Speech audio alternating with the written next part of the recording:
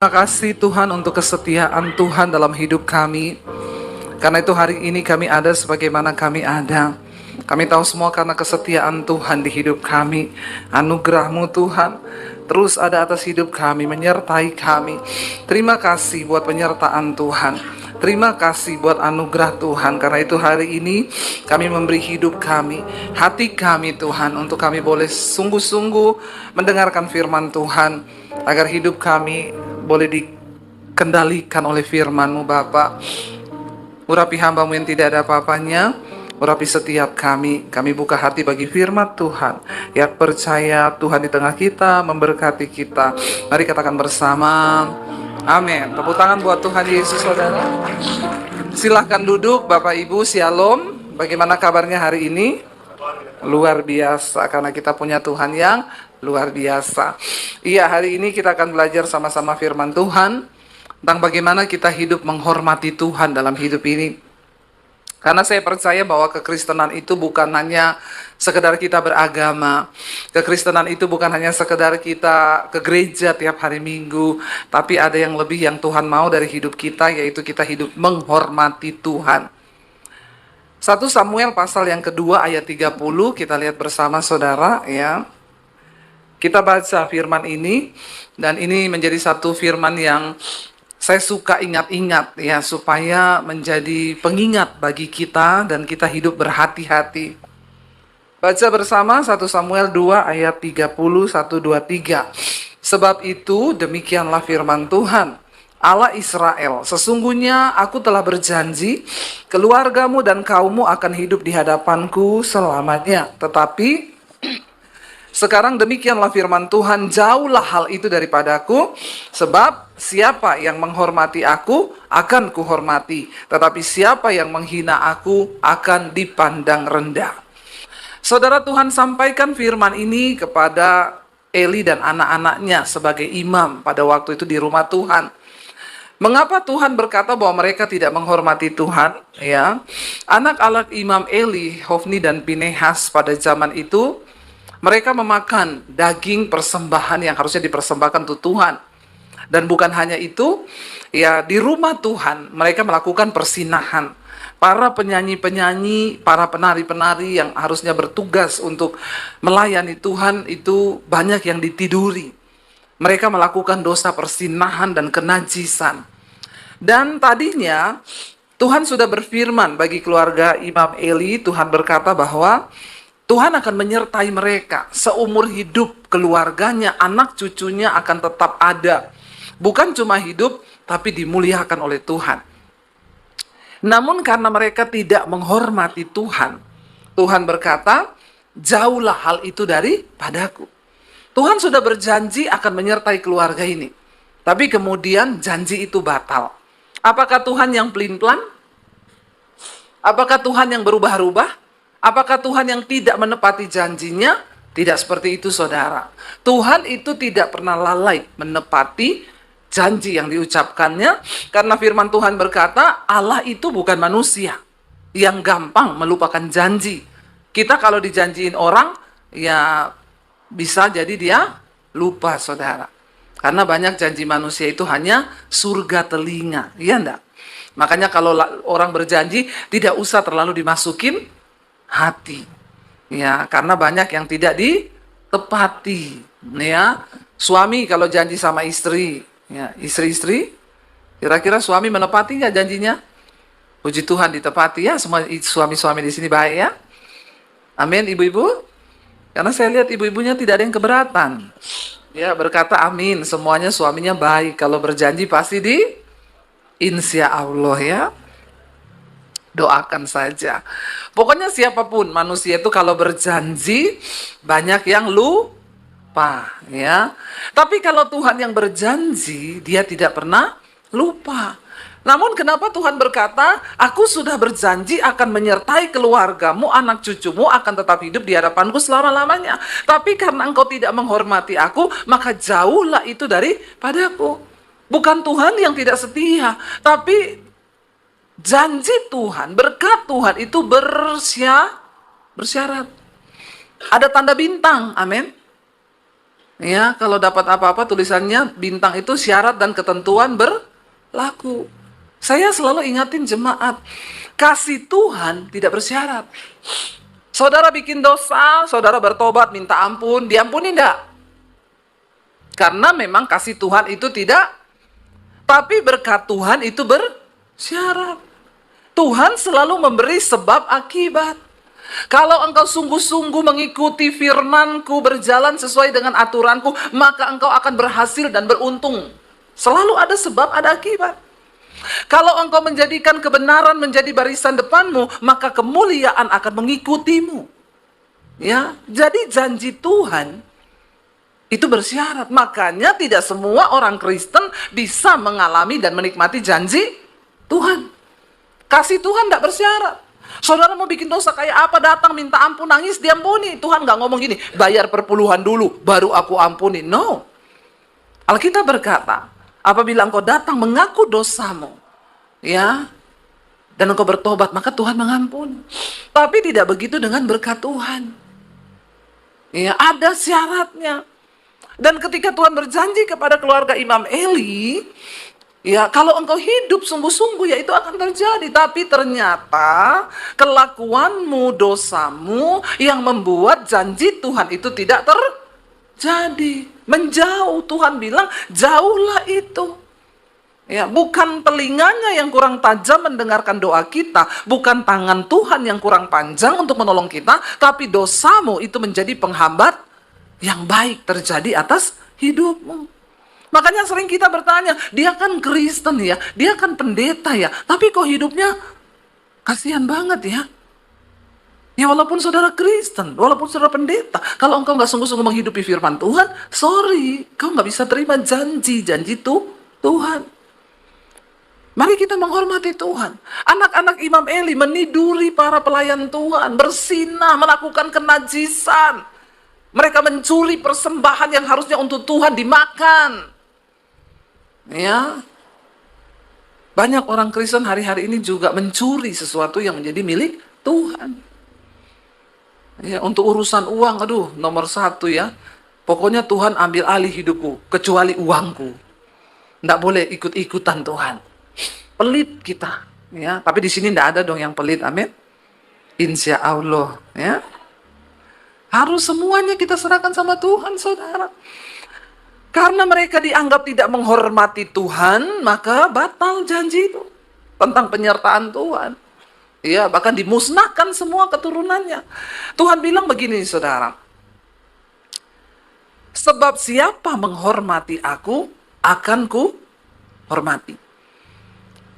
Sudah menjadi sifat dasar manusia itu adalah mau dihormati. Bukan cuma orang kaya, saudara. Jangan bilang, oh itu orang kaya-kaya bu, mintanya dihormati. Enggak, orang miskin juga banyak minta dihormati. Ya enggak. Malah kadang lebih sensi orang miskin itu.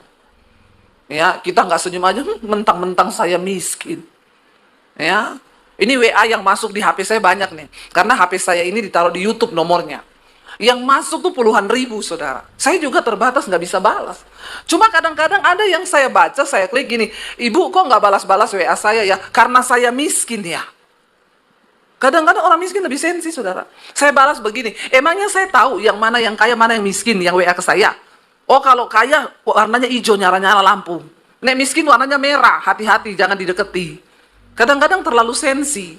Saya bilang tidak ada tanda yang masuk ke sini miskin atau kaya. Kau aja yang terlalu sensi. Dihormati. Orang itu, saudara, semualah manusia. Mau dia dari kuli, mau dia pejabat, mau dia hamba Tuhan. Kalau dihormati seneng enggak?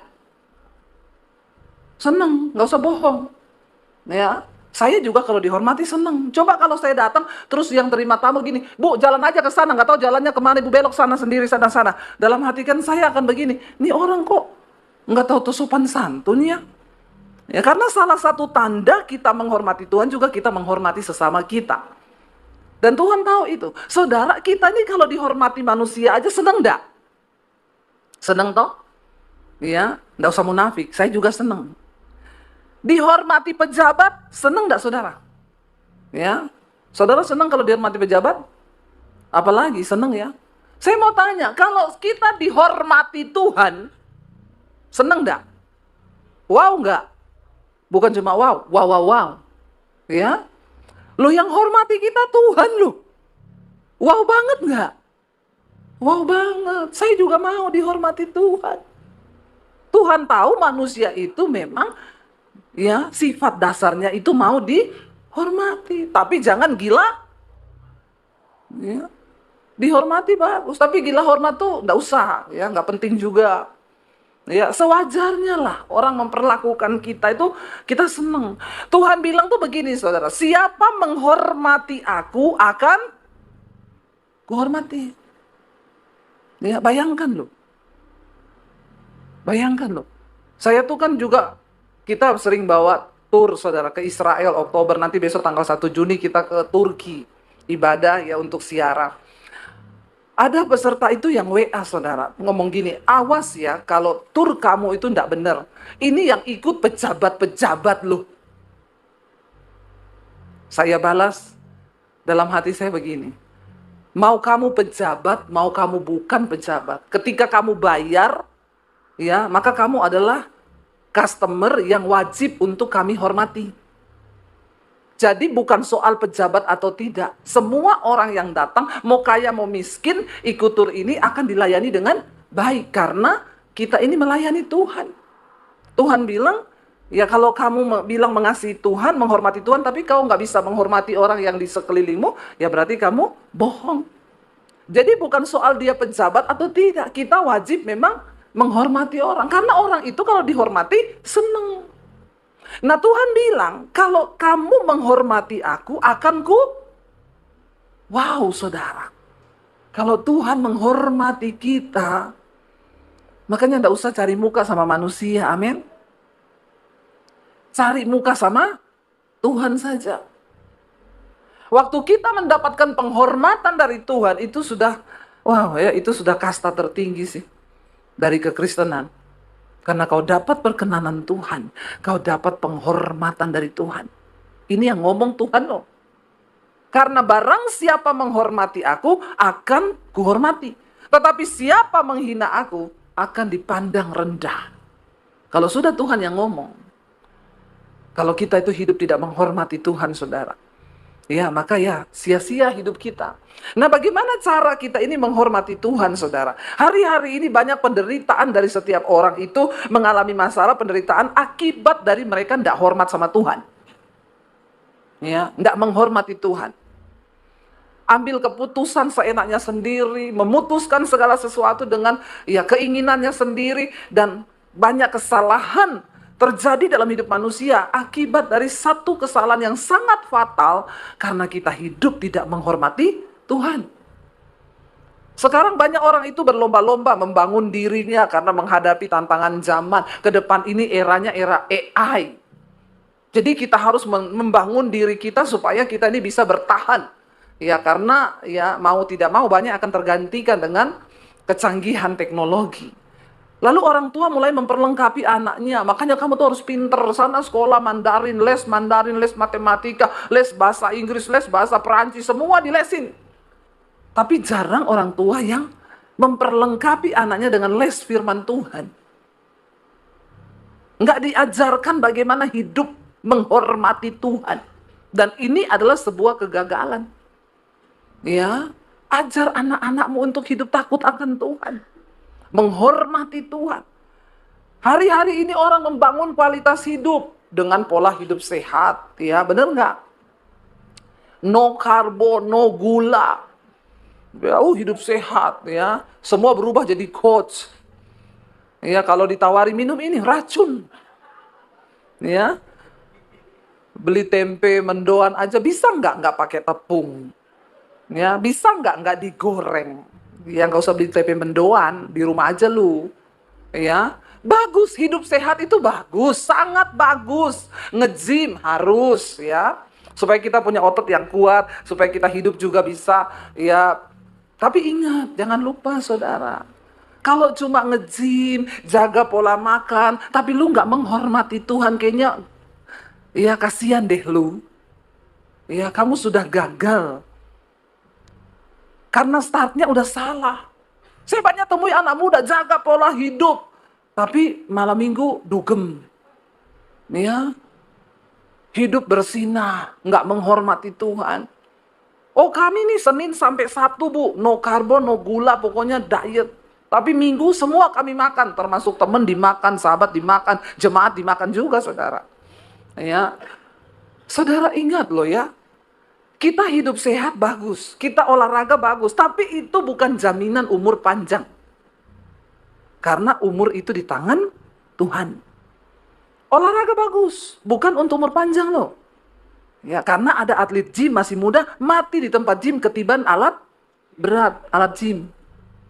Ya, itu artinya umur di tangan Tuhan. Mau sesehat apapun kalau ketiban alat gym mati enggak? Mati.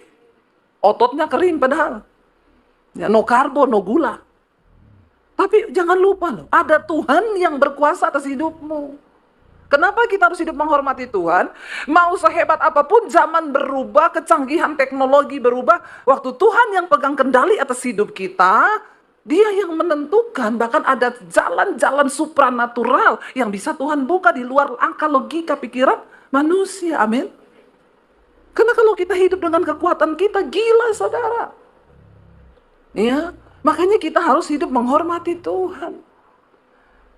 Bagaimana menghormati Tuhan? Amsal 3 ayat 6. Baca bersama ayat ini, 1, 2, 3. Akuilah dia dalam segala lakumu, maka ia akan meluruskan jalanmu.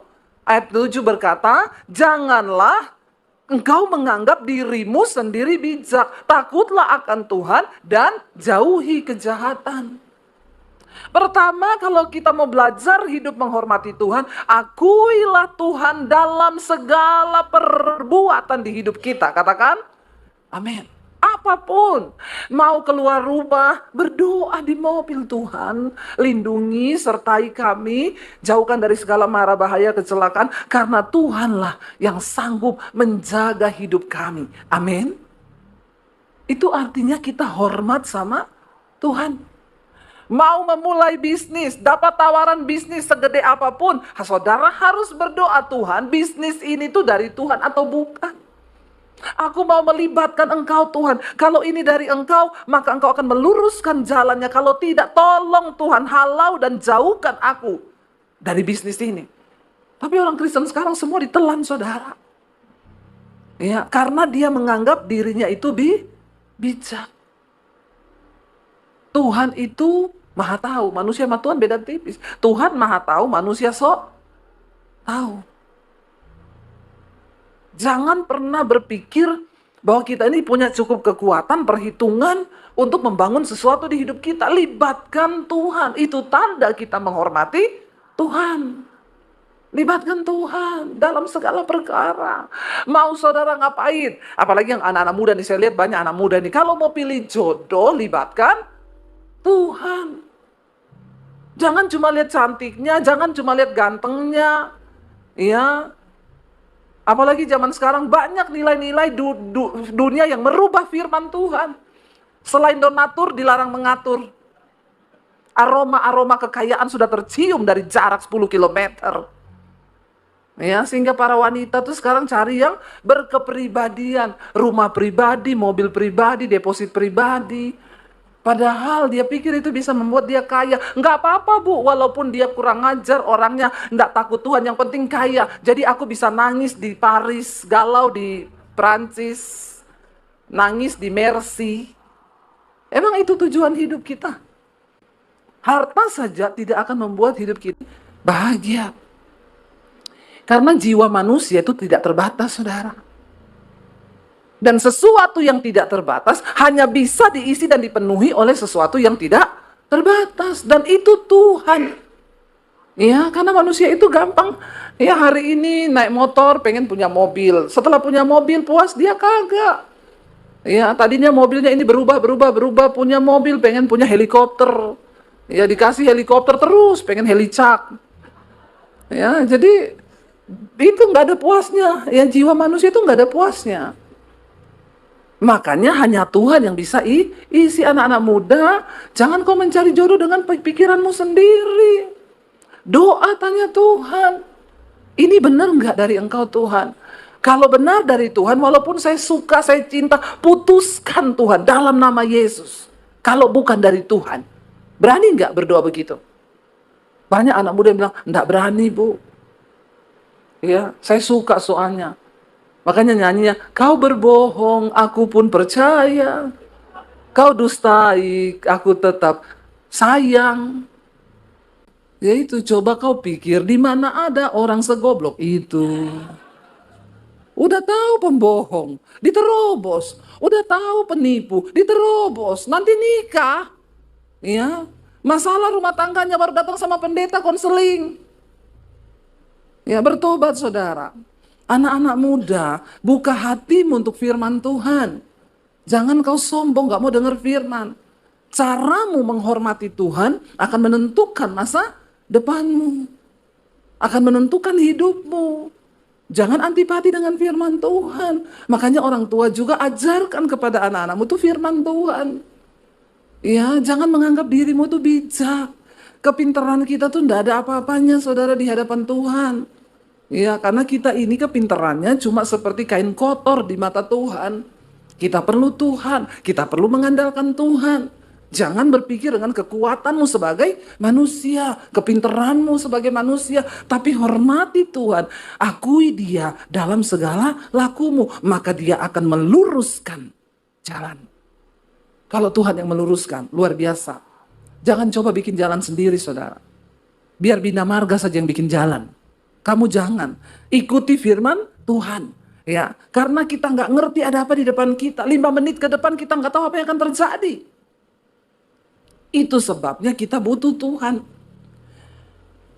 Ayat yang berikutnya, kenapa kita harus menghormati Tuhan? Ibrani 11 ayat yang ke-6. Kita baca bersama. Firman Tuhan berkata begini, baca dengan suara yang keras. 1, 2, 3. Tetapi tanpa iman, tidak mungkin orang berkenan kepada Allah. Sebab barang siapa berpaling kepada Allah, ia harus percaya bahwa Allah ada dan bahwa Allah memberi upah kepada orang yang sungguh-sungguh mencari Tuhan, yang sungguh-sungguh menghormati Tuhan. Kita ini sudah berpaling kepada Allah ya, karena kita punya iman dalam Yesus. Oke, saya percaya setiap saudara yang datang hari ini saudara beriman kepada Tuhan. Karena tanpa iman manusia itu tidak berkenan sama Tuhan.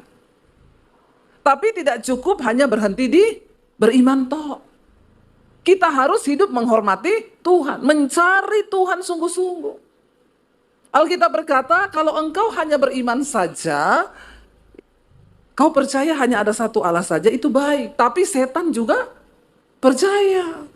Jadi kalau iman kita hanya sampai dipercaya, berarti kita satu level sama. Ngomong setannya biasa aja. Ya, nggak usah setan. Ya, kita harus lebih dari setan. Kita cuma sampai dipercaya jadi orang Kristen, percaya toh. Ya saya curiga jangan-jangan setan lebih rohani dari kita. Setan hafal ayat, kita enggak hafal ayat. Iya, bertobat saudara. Barang siapa berpaling kepada Allah, engkau harus percaya bahwa Allah itu ada dan Dia memberi upah bagi orang-orang yang sungguh-sungguh hidup menghormati dan mencari Dia.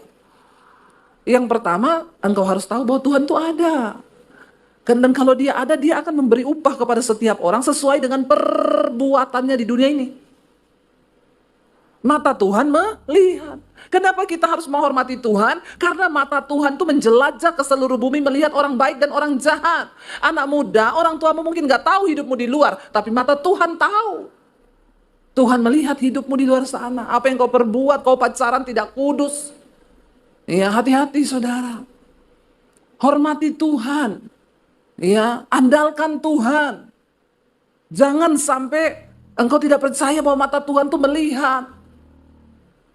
Apapun yang kau perbuat di luar sana Tuhan tahu. Suami-suami, mungkin istrimu nggak tahu, tapi Tuhan tahu. Ya, makanya saya selalu bilang suami-suami itu HP nggak usah dipasang password yang istrinya nggak tahu.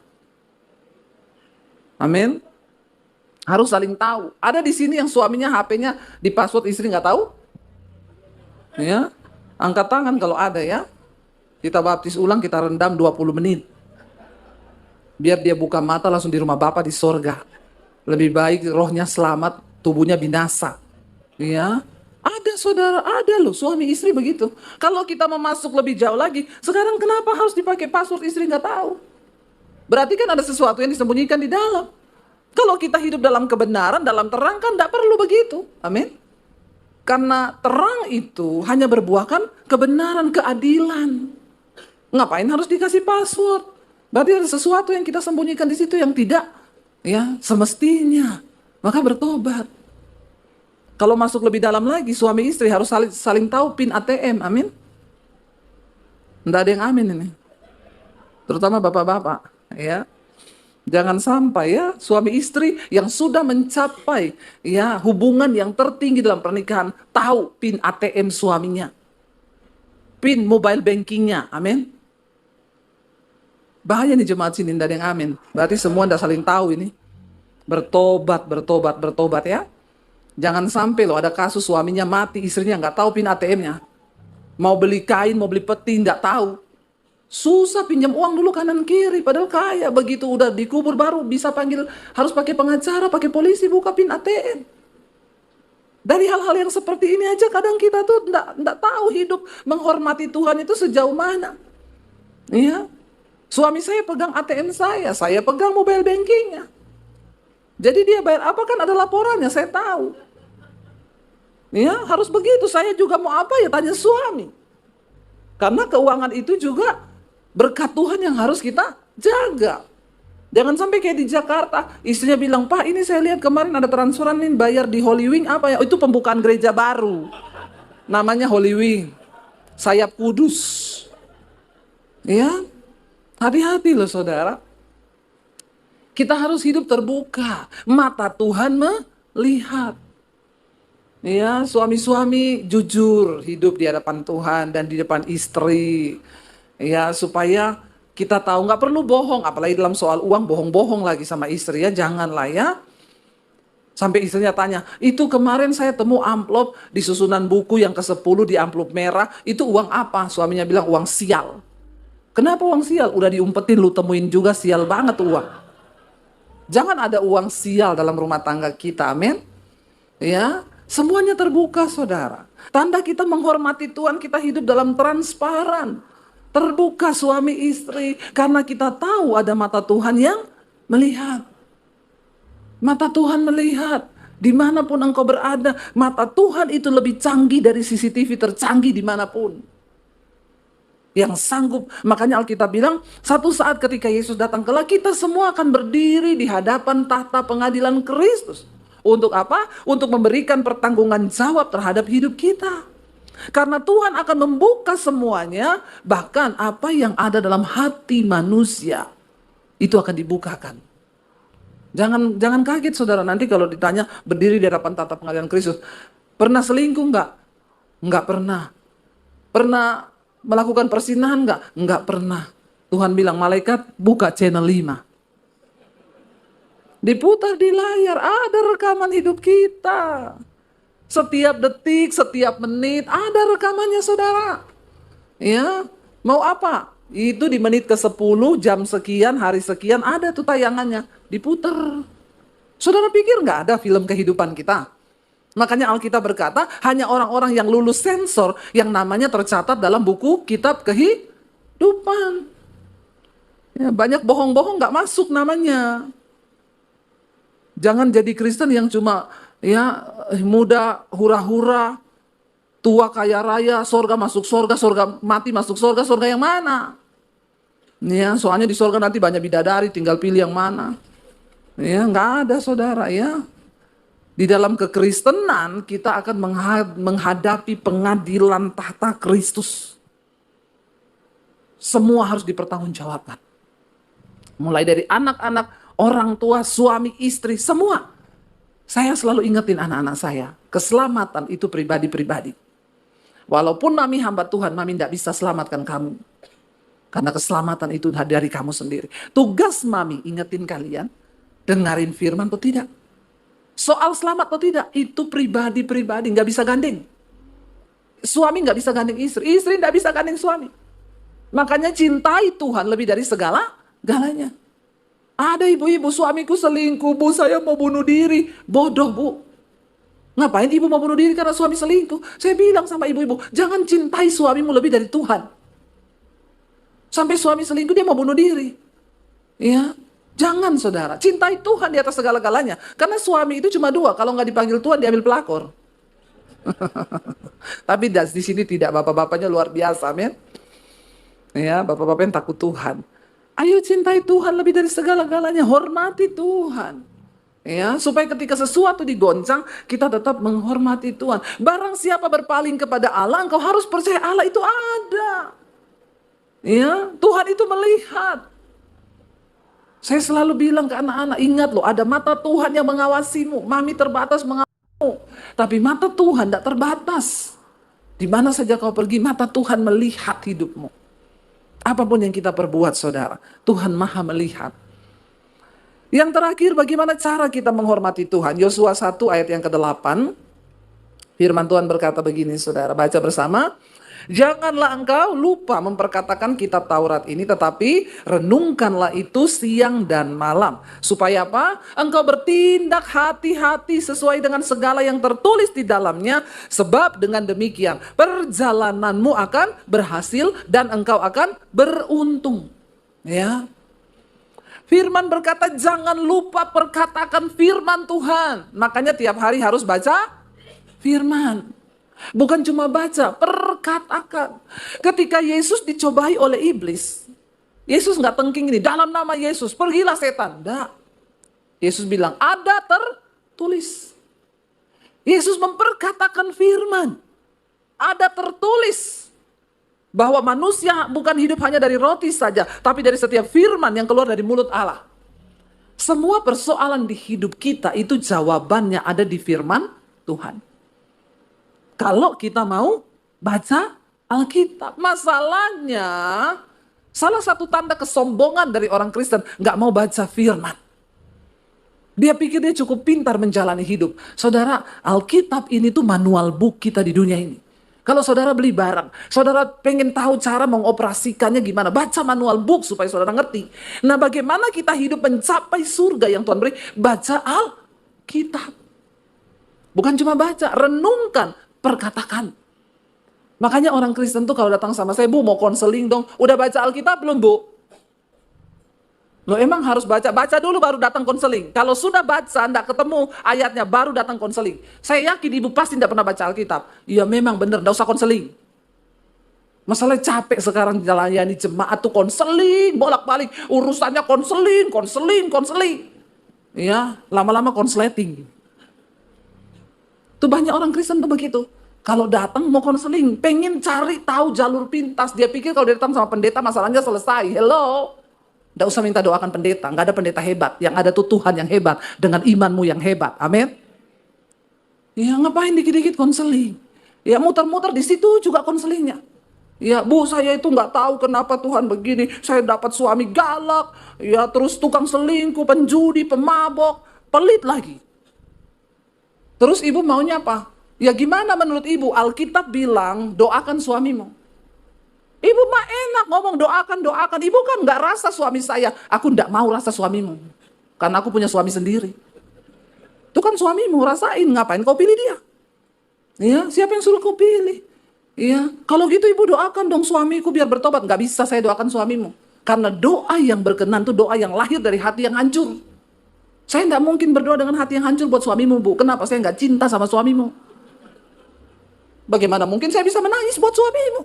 Orang saya nggak cinta kok. Ya paling pun saya doa basa-basi aja. Tuhan berkati ini jamaah Tuhan. Kalau mau tobat. Kalau nggak ya wes panggil aja dia Tuhan. Ya, nggak ada lah pendeta berdoa dengan hati yang hancur buat kau. Nggak ada. Ya, saya pun tidak. Kenapa saudara?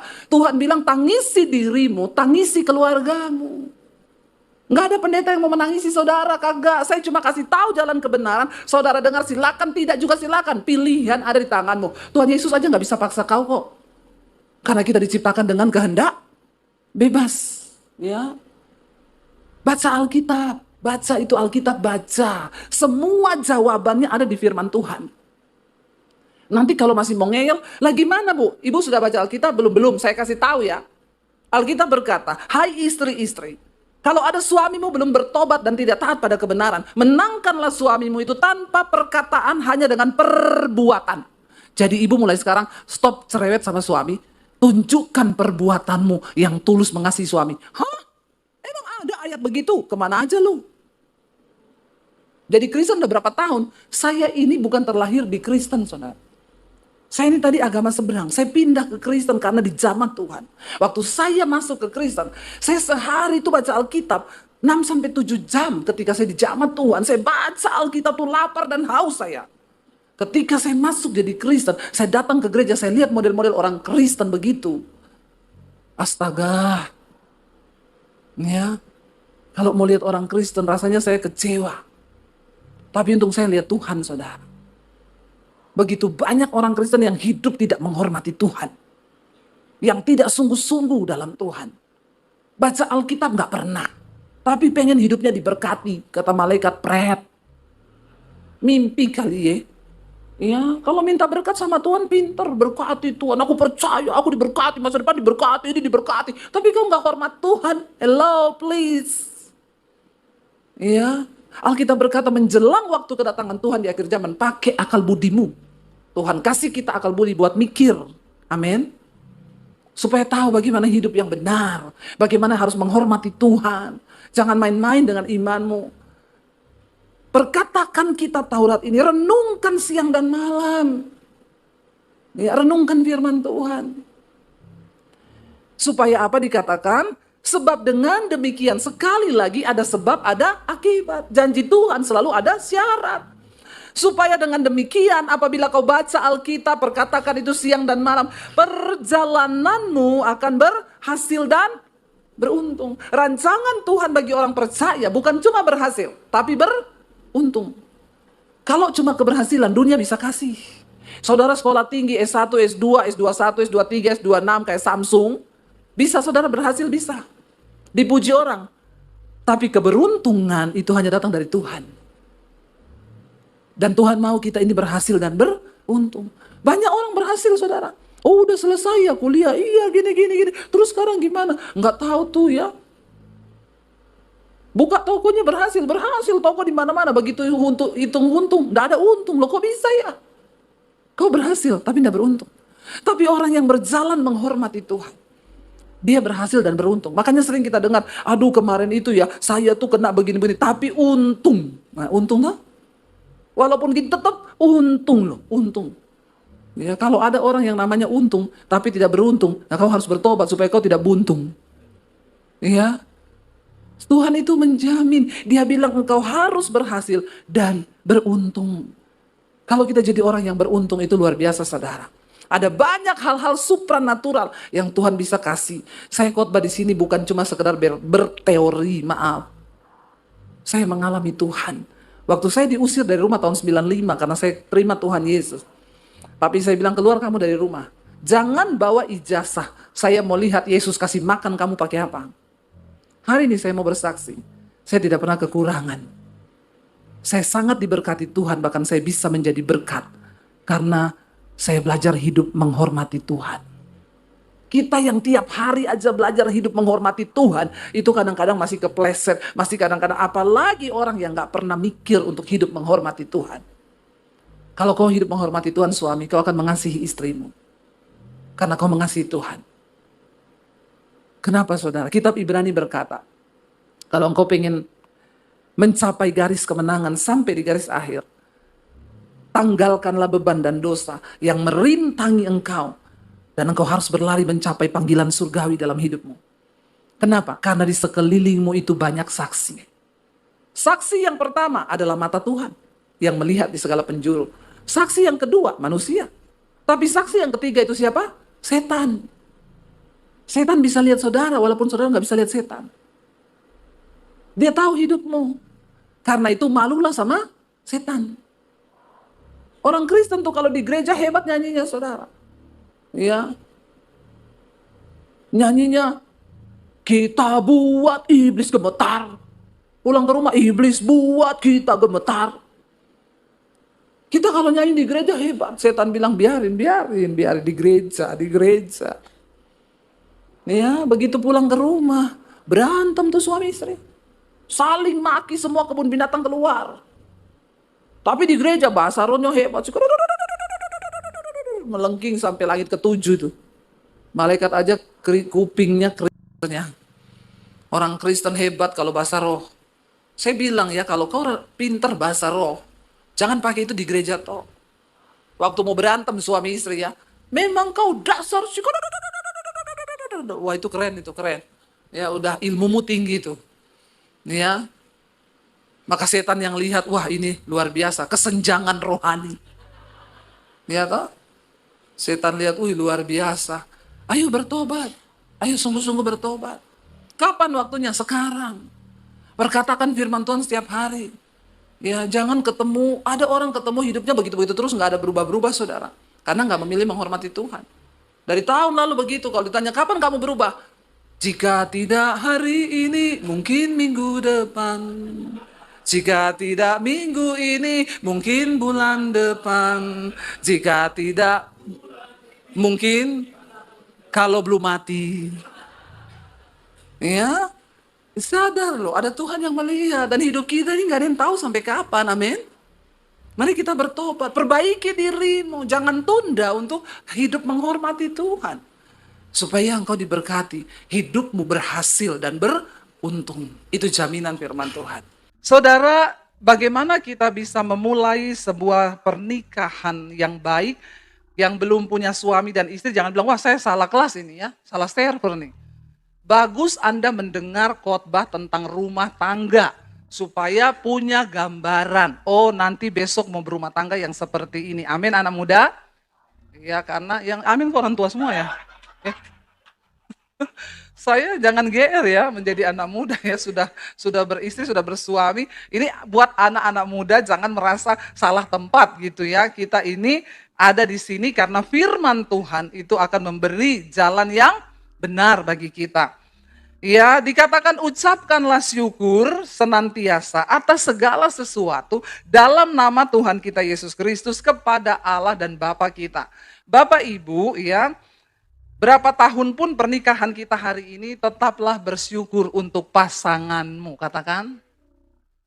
Karena banyak yang sudah tidak bisa bersyukur buat pasangannya loh. Ya, yang bawa istri hari ini, coba lihat istrimu bilang, aku bersyukur Tuhan punya istri seperti ini. Coba yang bawa istri cepat. Jangan lihat istri orang. Lihat istri sendiri ya. Yang bawa suami juga bilang sama suamimu, aku bersyukur loh punya suami seperti kamu. Diawali dari situ dulu. Kalau kita sudah nggak bisa bersyukur dan mensyukuri pasangan kita, itu bahaya. Ya, saya dan suami sering melakukan itu, saudara. Kami sambil berpelukan ngomong, aku bersyukur Tuhan. Punya suami seperti kamu, punya istri seperti kamu. Ya, itu baik kita lakukan supaya rumah tangga kita ya senantiasa ada di dalam kasih Tuhan. Ayat 21 di sana dikatakan, dan rendahkanlah dirimu seorang kepada yang lain di dalam takut akan Kristus. Saling merendahkan diri. Ya, gampang atau susah? Saling merendahkan diri itu contohnya seperti apa? Begini saudara. Ya saya mau kasih contoh nih, ya karena saya baru pulang dari Amerika, bolehlah ya saya cerita tentang Amerika ya, agak-agak sombong sedikit ya. Suami saya tuh bilang begini, beda ya nyetir di Amerika sama di Indonesia. Ya karena kebetulan kita juga di sana nyetir sendiri saudara. Ya sudah diwanti-wanti waktu itu ke New York, hati-hati loh. Hati-hati setir di New York. Apalagi masuk Manhattan itu paling kacau, paling kredit, hati-hati. Jadi kita sudah takut saudara. Ya, begitu masuk New York di Manhattan, suami saya bilang, mana yang harus dihati-hatiin ya? Katanya hati-hati, ini mah nggak ada apa-apanya sama Ciledug Raya. Ini mah nggak ada apa-apanya sama Tanah Abang, ya. Kita di sana mah mereka bilang itu kredit loh Bu. Nanti yang angkotnya itu, taksinya itu deket-dekat, dempet-dempet, nggak ada. Dia belum tahu di Jakarta. Motor itu tinggal 5 senti dari mobil, ya, sehingga alarm bunyi terus, nit, karena ada motor mendekat, toh. Saudara, suami saya itu bilang gini, lihat ya saya di Amerika ini, kalau di perempatan ketemu, semua mobil pasti berhenti, walaupun nggak ada rambu. Semua ngerem, lalu tangannya semua begini, silakan. Sampai nggak jalan-jalan. Karena semua mau saling memberi, ya siapa yang duluan. Kalau di Indonesia perempatan, apa yang terjadi? Tabrakan. Karena semua pengen duluan. Saudara, kalau semua saling merendahkan silahkan duluan, kan nggak terjadi tabrakan. Di dalam rumah tangga, Saling merendahkan diri itu seperti itu. Ya, kalau udah mau marah, suami istri mau marahan, ngomong aja, kamu duluan saya marah. Amin. Enggak, duluan kamu. Jangan, kamu aja. Jangan, kamu aja. Karena orang sekarang itu kalau pacaran, kita bikin romantis. Yang paling romantis. Begitu nikah, kita bikin menangis. Yang paling menangis. Ya enggak? Di sini enggak ada. Di luar sana banyak. Saudara, ya, bawa pernikahan kita itu di dalam Kristus, saling merendahkan diri. Artinya, ayo, kalau semua dalam rumah tangga itu saling merendahkan diri, nggak akan ada pertengkaran. Nanti kita masuk lebih dalam lagi. Siapkan hati suami dan istri, karena ini ayatnya cukup berat. Ayat 22, perhatikan judul perikopnya di sana di Alkitab. Kasih Kristus adalah dasar hidup suami istri. Kasih Kristus. Kalau orang tidak mengasihi Kristus, jangan coba-coba masuk di dalam rumah tangga.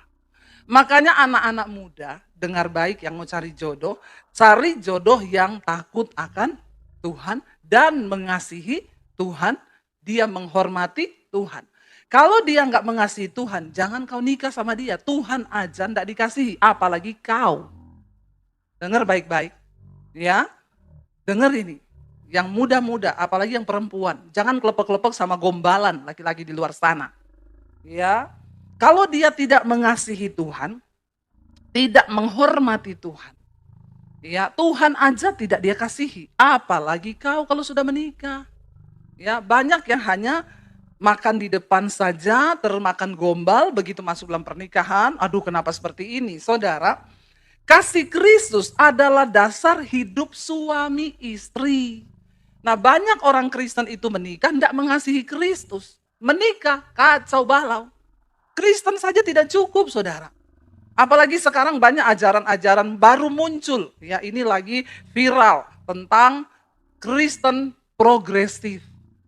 Ya, Kristen progresif. Iya, apa itu progresif? Menurut Kamus Bahasa Indonesia, progresif itu adalah sebuah perubahan yang terjadi karena ya tuntutan masyarakat, tuntutan zaman, budaya, atau keadaan. Menurut mereka, firman Tuhan, Alkitab sudah tidak relevan dengan keadaan zaman sekarang, makanya harus dirubah. Harusnya yang berubah itu kita, bukan firman Tuhan yang dirubah. Ya, pendapatnya saudara, ini sangat menyesatkan apalagi buat anak-anak muda, hati-hati karena memang menyenangkan telinga. Dia berkata bahwa Kristen progresif, yang pertama, dia nggak percaya bahwa orang diselamatkan hanya melalui Yesus Kristus Tuhan. Ya, dia bilang masa orang sebaik ini ya masuk neraka. Saudara, Alkitab bilang tanpa pengampunan dosa, kebaikan manusia itu seperti kain kotor. Amin. Kenapa kita percaya Kristus dan harus menerima Dia? Karena lewat kematian Kristus, kutuk dosa itu diputuskan. Kalau kutuk ini tidak diputuskan, bagaimanapun usaha manusia untuk membangun hubungan dengan Tuhan, itu sia-sia. Makanya dari zaman perjanjian lama, kita tahu orang-orang Israel dulu menghadap Tuhan, mereka harus membawa korban, darah untuk penghapus dosa. Membawa kambing, lembu, ya untuk darahnya dicurahkan, lalu itu menjadi korban penghapusan dosa. Seiring bertambahnya zaman, manusia makin bejat, makin kotor, makin berdosa. Allah melihat tidak ada lagi darah yang dapat menghapus dosa manusia. Karena kutuk dosa yang turun dari Adam, Alkitab berkata semua manusia telah berbuat dosa dan kehilangan kemuliaan Allah. Dosa membuat hubungan antara manusia dengan Tuhan itu terputus. Ibarat jembatan, kalau sudah putus, kemarin yang ditabrak tuh di Maryland di Amerika ya, putus. Orang bisa lewat nggak tembus ke Maryland? Nggak bisa. Yesus menjadi jalan tembus untuk kita ini sampai kepada Tuhan kembali Bapa, saudara. Dan Dia adalah Allah sendiri yang menjelma menjadi manusia. Kenapa kita harus menerima Dia? Hanya dengan kebaikan saja tidak cukup. Tanpa darah penebusan dosa, Kebaikan manusia itu seperti kain kotor, kata firman Tuhan. Di luar kita bisa baik, tapi siapa tahu dalam hati. Iya apa iya? Ya, tapi pengampunan dari Tuhan Yesus itu yang bisa menyelamatkan saudara dan saya. Karena semua orang butuh pengampunan dosa. Yang kedua, dia nggak percaya ada surga dan neraka. Saudara, kalau dikatakan tidak ada neraka, senang semua pasti orang kan? Ya, udah pulang ayo selingkuh yuk, nggak ada neraka. Ya, enak ya. Dulu teman saya pernah ngomong sama saya, Dep, saya mau ajak kamu ikut seminar.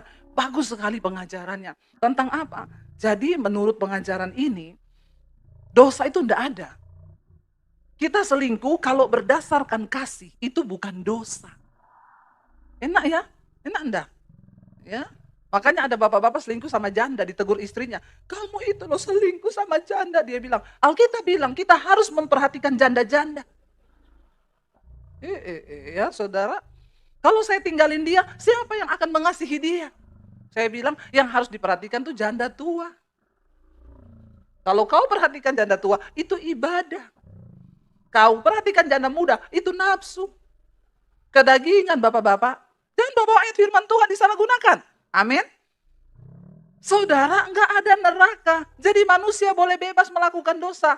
Yesus berkata, jangan engkau takut kepada manusia yang hanya berkuasa membunuh tubuhmu. Tapi engkau harus takut kepada Tuhan Allah Bapa yang berkuasa membunuh tubuhmu dan jiwamu di dalam neraka. Berarti neraka itu ada enggak? Ada saudara. Ini sangat menyesatkan. Memang dia bilang bahwa ya ini Kristen progresif.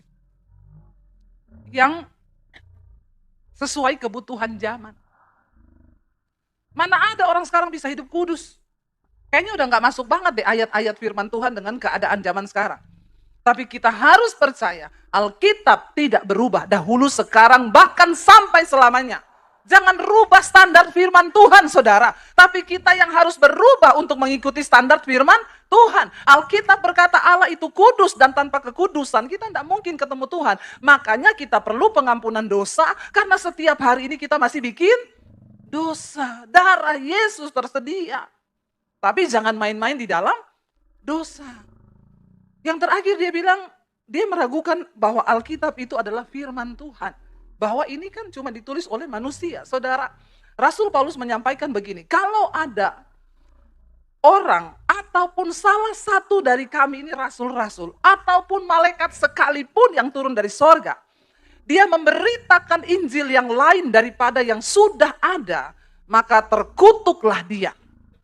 Mau siapapun, memang akhir zaman akan datang penyesatan. Tapi orang yang mau dengar yang enak buat telinga, senang yang begitu-begitu. Ya tadi Pak Partai udah bilang, Ibu Dewi itu khotbahnya nyelekit.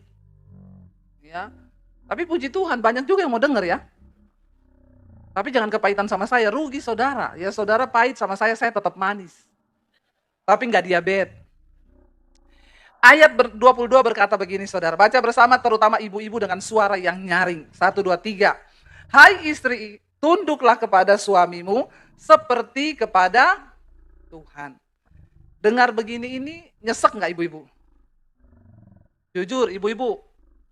Hai istri, tunduklah kepada suamimu seperti kepada Tuhan. Ibu-ibu yang suaminya tukang selingkuh udah gini, enak aja. Suruh tunduk seperti semana Tuhan. Hello, sorry ya. Ya enggak ibu-ibu? Ya, tapi ini berat bagi bapak-bapak. Kalau disuruh istri tunduk kepada suami seperti kepada Tuhan, maka suami juga harus hidup seperti hidupnya. Amin. Tidak gampang. Nah kalau suami hidupnya seperti Kristus, sabar, murah hati, sama istri mengasihi, tidak pelit. Amin ibu-ibu? Ibu-ibu kenceng amin. Apalagi yang terakhir, tidak pelit ya. Maka sudah pasti, istri pasti akan tunduk. Karena melihat suami yang hidup seperti Kristus hidup. Ya, jadi hai istri tunduklah kepada suamimu. Seperti engkau tunduk kepada Tuhan. Ayat 23 baca. Karena suami adalah kepala istri, sama seperti Kristus adalah kepala jemaat. Dialah yang menyelamatkan tubuh bapak-bapak. Ya, makanya ini tadi yang saya bilang, bapak-bapak itu harus hidup seperti Kristus. Kristus itu kepala, dia menyelamatkan jemaat. Suami adalah kepala dalam rumah tangga yang harus menyelamatkan istri dan anak-anak. Ya, anak muda, terutama yang laki-laki, kalau kau belum bisa hidup seperti Kristus, jangan menikah. Ya, kau bikin sakit hati nanti istri dan anak-anakmu. Bertobat dulu, minta kasih Tuhan penuhi hidupmu.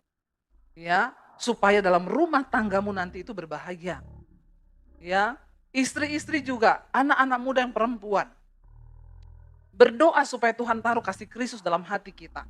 Ya, dikatakan bahwa suami itu adalah kepala. Ayat 24, karena itu baca bersama, sebagaimana jemaat tunduk kepada Kristus, demikian jugalah istri kepada suami dalam segala sesuatu. Saya yakin, kalau ada suami yang hidup seperti Kristus, otomatis saudara. Kenapa ada istri yang tidak tunduk kepada suami? Karena di situ ada suami yang tidak tunduk kepada Kristus. Kalau semua bapak-bapak hidup tunduk kepada Kristus, menghormati Kristus, maka otomatis istri dan anak-anaknya dibawa juga kepada Kristus. Ini kunci di dalam kehidupan kita berumah tangga. Nah, ayat 25 di sini dikatakan tadi sudah ya buat istri-istri, jadi tunduk, harus tunduk istri-istri dalam segala hal, termasuk dalam hal keuangan. Masalah keuangan dalam rumah tangga ini bisa menjadi hal yang sangat memicu pertengkaran. Alkitab berkata, kita bukan lagi dua, tetapi satu. Dalam hal apa? Dalam hal semuanya, termasuk dalam hal keuangan. Ada di sini ibu-ibu yang nggak tahu jumlah rekening suaminya? Nggak usah angkat tangan, nanti suamimu malu. Tapi banyak istri-istri yang curhat ke saya, Bu Debi. Sampai hari ini saya nggak ngerti saldo rekening suami saya. Hati-hati bapak-bapak, yang namanya mati itu tidak pernah ada pemberitahuan. Jangan sampai seperti yang saya cerita, ada istri, suaminya mati, mau beli peti, nggak bisa ambil rekening suaminya karena tidak tahu PIN ATM-nya. Ya, PIN saja tidak tahu, apalagi jumlah saldo. Ya, bapak-bapak, kita mulai dari sini. Ini mukanya bapak-bapak mulai tegang. Biasa aja Pak, biasa aja. Nanti jantungmu berpacu cepat loh. Ya, kalau ngomong duit gini biasa aja Pak. Ya, istri harus tahu jumlah rekening suami. Kalau suami dapat bonus, cerita ke istri. Ma, aku tadi dapat bonus sekian. Yuk kita doa tumpang tangan yuk. Amin. Karena kalau kau tidak kasih tahu, kau jadi bingung suami. Bingung mau cari tempat persembunyian di mana ini duit. Nanti cepat sakit jantung orang yang banyak-banyak sembunyi begitu. Deg-degan terus hidupnya, jantung berpacu cepat. Ya, kita nggak pernah tahu hidup ini. Saya kemarin minggu cerita, saya pelayanan di Amerika. Seorang pemain musik loh, umur 40 tahun. Loh baru ketemu saya khotbah, sempat salaman gimana kabar? Baik Kak, oh iya puji Tuhan ya sehat-sehat Kak. Hari Minggu, Senin pagi ditemukan meninggal di tempat tidur. Cuma beda berapa jam? Enggak sakit, enggak apa saudara, enggak. Ya, kita nggak pernah tahu hidup ini, makanya ayo kita benahi rumah tangga kita dimulai dari hal yang kelihatannya sepele, tetapi ini berdampak besar. Tuhan memberkati orang yang terbuka loh. Kita berkata kita menikah, kita bukan lagi dua, tetapi satu. Ya, saya dan suami saya, saudara kita saling terbuka. Ya, saya pegang mobile bankingnya, dia bawa kartunya. Enggak apa-apa tuh. Pakai aja, kan saya lihat laporannya, ting, pengeluaran ini. Ketahuan tuh. Kalau nggak tahu kan bahaya. Ting, ini kenapa ada pengeluaran di Holy Wing? Apa ini? Gereja baru. Tadi persembahan buah sulung di situ. Hati-hati saudara. Dengan istri mengetahui keuanganmu, itu berarti ada yang protek kau bapak-bapak. Ya, sehingga kau tidak loss, hidupmu tuh nggak hilang ya. Karena kalau bapak-bapak itu saldonya makin meningkat, jadi incaran loh. Ya, incaran siapa? Incaran pelakor. Ya, sekarang pelakor berkeliaran. Nggak ada di sini tapi. Di luar sana banyak. Bertobat orang yang cuma pengen duitmu. Lalu ada suami yang bilang, iyalah Bu, saya jatuh cinta sama perempuan ini. Soalnya istri saya itu sudah nggak dandan, sudah nggak secantik dulu. Kenapa istrimu nggak dandan? Istrimu tuh sibuk ngurusi kau dan anak-anak. Sampai dia lupa urusi dirinya sendiri. Tapi itu pelakor cantik. Dia pelakor harus tetap cantik karena dia jual diri. Jadi harus cantik. Maaf kalau ada pelakor yang mendengar supaya kau bertobat. Nyelekit ini nyelekit. Nggak tobat kebangetan. Saya baptis di lumpur Lapindo. Enggak 15 menit lagi, lumpur Lapindo. Kebangetan hari-hari ini saudara. Makanya ayo kita jaga rumah tangga kita. Perempuan-perempuan muda, cari kerjaan yang benar. Jangan mau jadi simpenan. Sekarang kan enak ya, nggak usah kerja, bisa dapat apartemen, deketin suami orang. Nah suami karena nggak terbuka dengan istri nggak tahu nih duit lari kemana. Ya, saya baru dengar kasus nih, satu orang suami selingkuh, istrinya balas selingkuh. Nggak mau terima. Kau pikir cuma kau yang laku, saya juga masih laku. Ih, diobral 70%. Laku saudara. Akhirnya balas selingkuh. Ketika suami selingkuh, istri selingkuh. Habis uang suami untuk membiayai pelakor. Duitnya habis, utang di perusahaan. Udah nggak bisa digaji karena dipotong utang terlalu besar. Yang korban siapa saudara? Anak berhenti kuliah karena nggak bisa biaya. Makanya berapa waktu lalu di Tangerang ada anak muda bunuh diri dari terjun dari apartemen. Kenapa? Tiap hari lihat mama papanya berantem. Perselingkuhan dalam rumah tangga. Itu anak juga nggak minta dilahirkan di tengah rumah tangga kita. Tapi kalau Tuhan percayakan anak, kita harus bertanggung jawab sebab itu kepercayaan dari Tuhan. Halo suami istri, amin. Ya jangan saudara. Mari dalam hal kecil ini terbuka dalam hal keuangan. Kasih tahu gajiku tuh segini loh, saldoku sebegini. Saya nih dapat bonus nih, THR. Siapa yang dapat THR? Enggak ya, nanti Natal ya. Ya, jangan lupa perpuluhan. Mumpung saya bukan gembala, saya ngomong saudara. Kalau saya gembala, saya nggak ngomong. Saudara, tumpang tangan kasih tahu istri. Saya dapat berkat nih, yuk kita tumpang tangan yuk dalam nama Tuhan Yesus. Berkati berkat nih Tuhan, supaya kami pakai sesuai dengan kehendak Tuhan. Masa kayak begitu nggak diberkati Tuhan? Hello suami istri? Nggak mungkin loh. Saya sudah melihat suami yang mengasihi istri, usahanya diberkati Tuhan. Rumah tangganya diberkati Tuhan, kesehatannya diberkati Tuhan, dan umurnya lebih panjang. Tapi suami yang sembunyi-sembunyi dari istri, tatap mata saya. Ya, cepat mati kena serangan jantung. Makanya jangan coba-coba saudara ya. Hai suami, kasihilah istrimu sebagaimana Kristus telah mengasihi jemaat dan telah menyerahkan dirinya baginya. Suami dituntut menyerahkan hidupmu bagi istrimu loh. Berat nggak? Berat saudara. Ayat 26. Untuk menguduskannya, sesudah ia menyucikannya dengan memandikannya dengan air dan firman, Yesus menyucikan jemaat. Suami harus membawa istri dan anak-anaknya hidup kudus dalam takut akan Tuhan. Supaya dengan demikian, ia menempatkan jemaat di hadapan dirinya dengan cemerlang tanpa cacat dan kerut. Atau yang serupa itu. Tetapi supaya jemaat kudus dan tidak bercela. Tugas suami, membawa istri dan anak-anaknya kudus dan tidak bercela. Ingat Ayub, setiap kali anak-anaknya pergi pesta dugem, Ayub datang kepada Tuhan. Dia sembelih lembu sapi, Tuhan. Mungkin tadi malam anakku sudah buat dosa.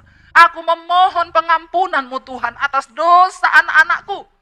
Itu loh suami yang luar biasa. Jadi bapak-bapak engkau harus menjadi imam yang benar. Ayat 28, demikian juga suami harus mengasihi istrinya sama seperti tubuhnya sendiri. Ya, siapa yang mengasihi istrinya? Mengasihi dirinya sendiri. Jadi bapak-bapak, kalau engkau mengasihi istrimu, itu sama dengan engkau mengasihi dirimu sendiri. Kalau kau goblok-goblokin istrimu, sama dengan kau? Nah, ya, jadi kalau mau bilang istri goblok, tunjukkan dulu sendiri. Goblok, goblok, goblok. Kan sama dengan memaki diri sendiri, toh? Ya, juga kalau kau memberi uang kepada istrimu, itu sama dengan kau beri uang kepada bapak-bapak. Tolong bersuara. Suaranya yang rela. Saya ini hanya menerjemahkan firman Tuhan loh. Sesederhana mungkin supaya saudara ngerti, tapi jangan pura-pura nggak ngerti. Ya, jadi siapa yang mengasihi istri, mengasihi dirinya sendiri. Saya pakai ayat ini, kalau saya capek, saya pijetin. Kalau kau pijetin saya, seperti kau pijet dirimu sendiri. Ya, oh iya gitu saudara ya. Jadi, ya kita belajar saudara, karena firman Tuhan itu ya dan amin. Ya, bapak-bapak, karena kita sudah menjadi satu daging. Sebab ayat 29, Tidak pernah orang membenci tubuhnya sendiri, tetapi mengasuhnya dan merawatinya sama seperti Kristus terhadap jemaat. Ketika pertama kali Tuhan menciptakan Adam, Adam itu pelongo-pelongo saudara di Taman Eden. Bayangkan hidup sendiri cuma lihat monyet, kodok, katak. Bete nggak hidupnya Adam? Bete loh. Bayangkan kalau laki-laki itu seorang diri. Saya sudah bayangkan. Bete, dia duduk di sini, aduh lihat monyet, lihat kera, kok nggak ada yang bagus. Lalu Tuhan berkata, tidak baik kalau laki-laki itu seorang diri saja, tidak baik. Ya, jadi yang belum menikah, tidak baik. Ya, cepatlah menikah tapi berdoa jodoh yang dari Tuhan. Dan akhirnya ketika Adam tertidur, Tuhan mengambil tulang rusuknya. Lalu diciptakannya lah seorang perempuan bagi Adam. Ketika Adam bangun, Adam lihat, ada yang indah nih. Ya. Lalu Adam berkata kepada Tuhan, inilah tulang dari tulangku, daging dari dagingku. Berarti benar ayatnya bilang kan, kalau kau mengasihi istri, sama dengan kau kasihi daging dari dagingmu, tulang dari tulangmu. Sebelum mereka jatuh dalam dosa. Ketika mereka berbuat dosa, jangan salahkan Hawa terus saudara ketika jatuh dalam dosa. Ya, banyak bapak-bapak bilang itu gara-gara perempuan, Bu, gara-gara Hawa itu. Kenapa dia tergoda? Iblis itu licik, dia tahu yang dia goda perempuan. Karena dia tahu perempuan itu dicipta sebagai seorang penolong. Makanya ketika itu Hawa digoda sama iblis. Kamu lihat buah itu, kalau kamu makan, kamu bisa jadi sama seperti Tuhan. Lalu ditawarkan, menggoda buah itu. Dikasih, Hawa makan. Ketika Hawa makan separoh, dasar wanita itu penolong, selalu ingat suami. Amin ibu-ibu.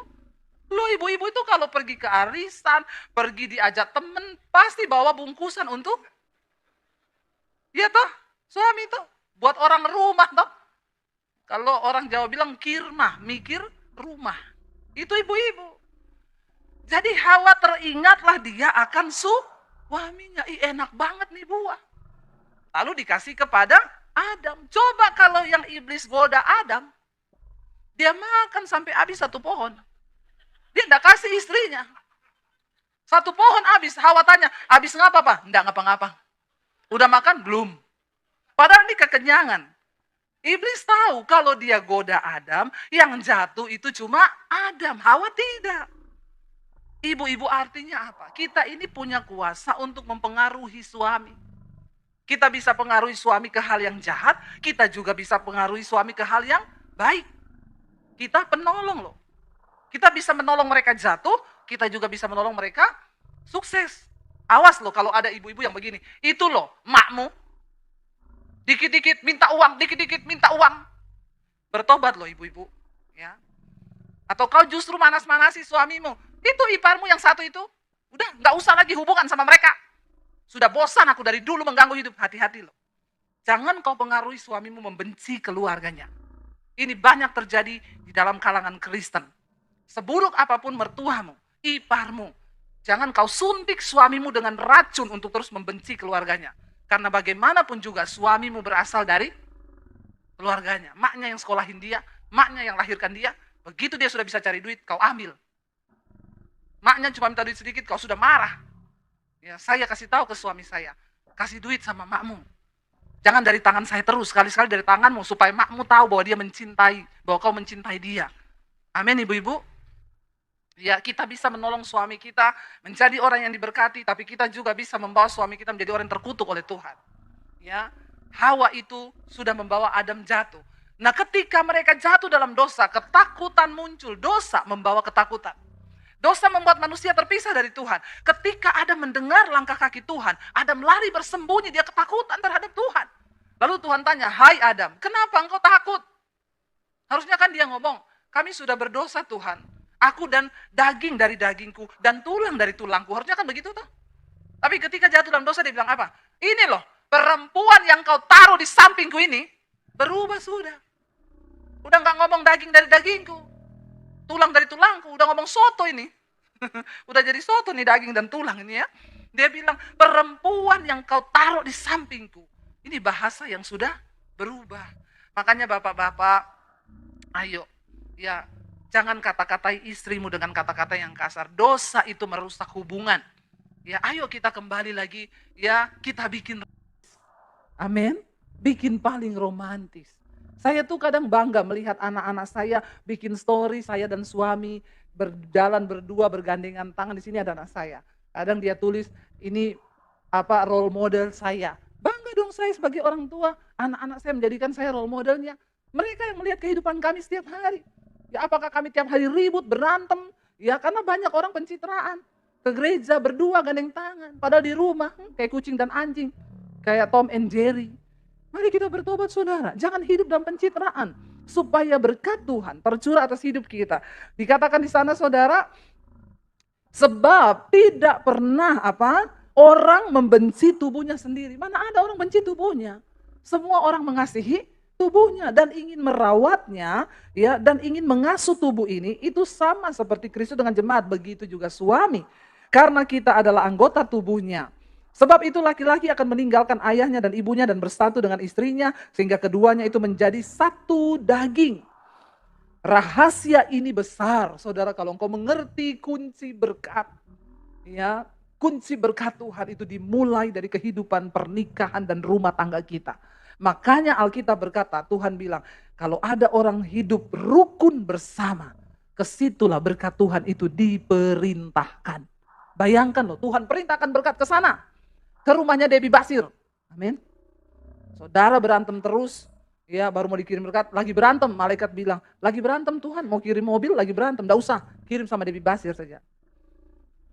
Ya, makanya bertobat, hidup rukun bersama. Ayat 33 sudah dikatakan, bagaimanapun juga, baca sama-sama ayat 33, bagaimanapun juga bagi kamu masing-masing berlaku, kasihilah istrimu seperti dirimu sendiri dan istri hendaklah menghormati suaminya.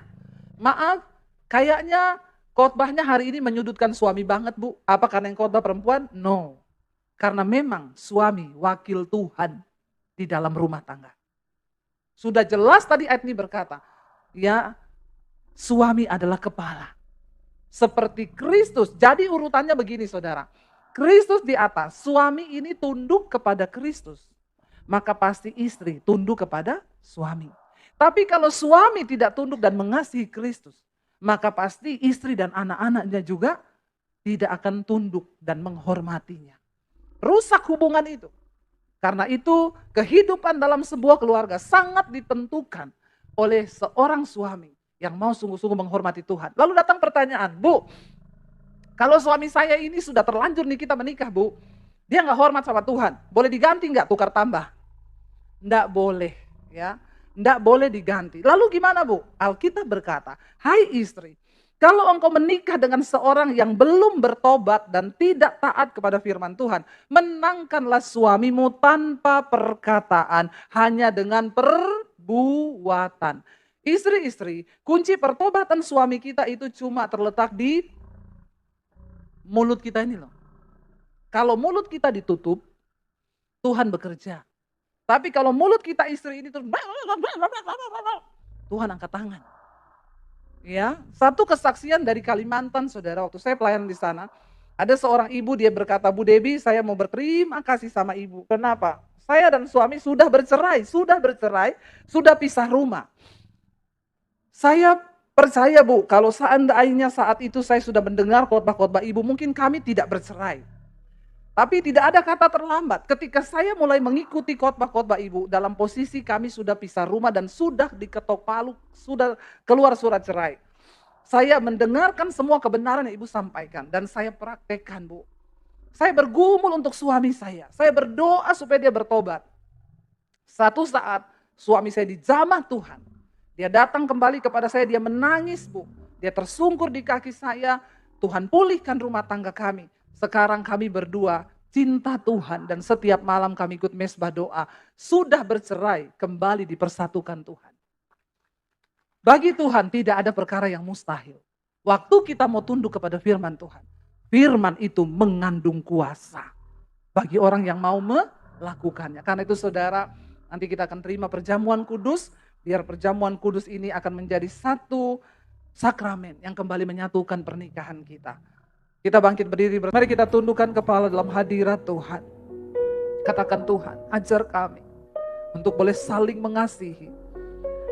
Saudara yang datang, anak-anak boleh bergandengan tangan, keluarga bergandengan tangan. Katakan, Tuhan, jagai hubungan keluarga kami dengan kasih yang dari Tuhan. Kami tidak mau terputus, Tuhan, antara suami istri, antara kakak beradik, anak-anak. Tuhan, bawa kami saling mengampuni dan saling mengasihi. Kalau pernah ada perkataan kasar yang kami lontarkan, kalau pernah ada kutuk yang kami lontarkan, kami cabut di dalam nama Yesus. Kami tahu, Tuhan, di hari-hari terakhir ini tidak ada kekuatan lain yang dapat membuat kami bertahan dan tetap kuat, yang dapat membuat hidup kami diberkati selain kami hidup di dalam kasih Kristus. Ampuni, Tuhan, ampuni kami suami istri. Kalau banyak hal yang sudah kami lakukan dan menyakiti hati pasangan dan menyakiti hati Tuhan, hari ini Tuhan kami mohon pengampunan-Mu. Bahkan kalau ada dosa-dosa yang tersembunyi, baik istri ataupun suami, datang pada Tuhan secara pribadi, akui, cabut setiap kutuk, agar Tuhan memberikan kepadamu umur yang panjang, sebab engkau menghormati Tuhan. Tuhan memberikan dan mencurahkan berkat-Nya dalam usaha pekerjaanmu, karena engkau hidup menghormati Dia. Bagi anak-anak muda, Tuhan, mari berdoa, katakan, Tuhan, kami mau Engkau beri kami jodoh orang yang menghormati Engkau, Tuhan, agar rumah tangga yang dibangun menjadi rumah tangga yang sungguh-sungguh mengasihi Tuhan. I got all that I could ever need.